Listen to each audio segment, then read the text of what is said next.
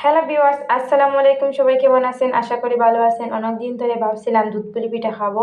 আর শীত হওয়ার পর আমার এই পিঠাটা অনেক মজা লাগে। আমি প্রত্যেক শীতে এটা খাওয়ার চেষ্টা করি, কিন্তু আমি নিজে কখনো বানাইনি। এই প্রথম নিজে বানালাম। কেমন হয়েছে বলবেন। দেখতে যতটুকু হয়েছে তার চাইতে বেশি মজা হয়েছে। দুধ পুলি পিঠা বানানোর জন্য আমার প্রথমে লাগবে নারিকেল, তারপরে চালের গুঁড়া আর দুধ। এই তিনটে জিনিস হলেই হবে আপনার দুধ পুলি পিঠা। এই তো আমি দুধ পুলি পিঠা বানানোর জন্য এখানে চালের গুঁড়ো হাতে মাজন দিয়ে ভালো করে মেজে নেওয়ার পর সফট হয়ে যাবে দেখবেন। তারপরে একটা বল করে সুন্দর করে পপ স্টাইলে বানিয়ে নেব। আসলে আমরা মেয়েরা অনেক কিছু পারি না, কিন্তু আমরা পারি না বলে বসে থাকলে হবে না। অবশ্যই ট্রাই করতে হবে, অবশ্যই শিখতে হবে। এই শেখাটা আপনার নিজের জন্য, কারোর জন্য না। দেখবেন আপনাদের সংসারে অনেক কাজে লাগবে।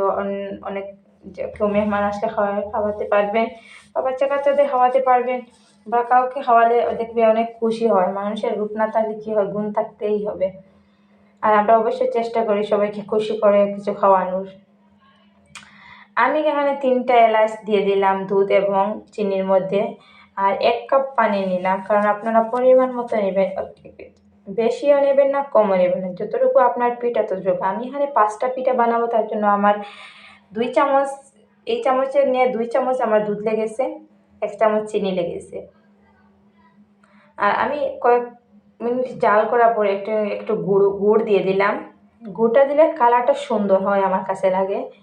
আপনারা অবশ্যই চাইলে দিবেন, আর নইলে বাদ দিতেও পারেন। আর এই তো 2টা আমি পিঠা দিয়ে দিচ্ছি, এরপরে সবগুলো দিয়ে দেবো। আমরা মানুষ 5 জন, 5টাই করেছি, কারণ প্রথম বানাচ্ছি তো, কেউ খাবে কেউ খাবে না। ভাবলাম একটু কমও বানাই, দেখি যদি কারোর চাহিদা থাকে তাহলে পরের দিন বানাবো সবার জন্য বেশ করে। আর এই তো আমার পিঠাটা হয়ে গেছে। আসলে এত মজা হয়েছে, সবাই বলছে আরও বানালাম আমাকে। ভালো লাগলে অবশ্যই চ্যানেলটা সাবস্ক্রাইব করবেন, শেয়ার করবেন, কমেন্ট করবেন, লাইক করবেন। আল্লাহ হাফিজ।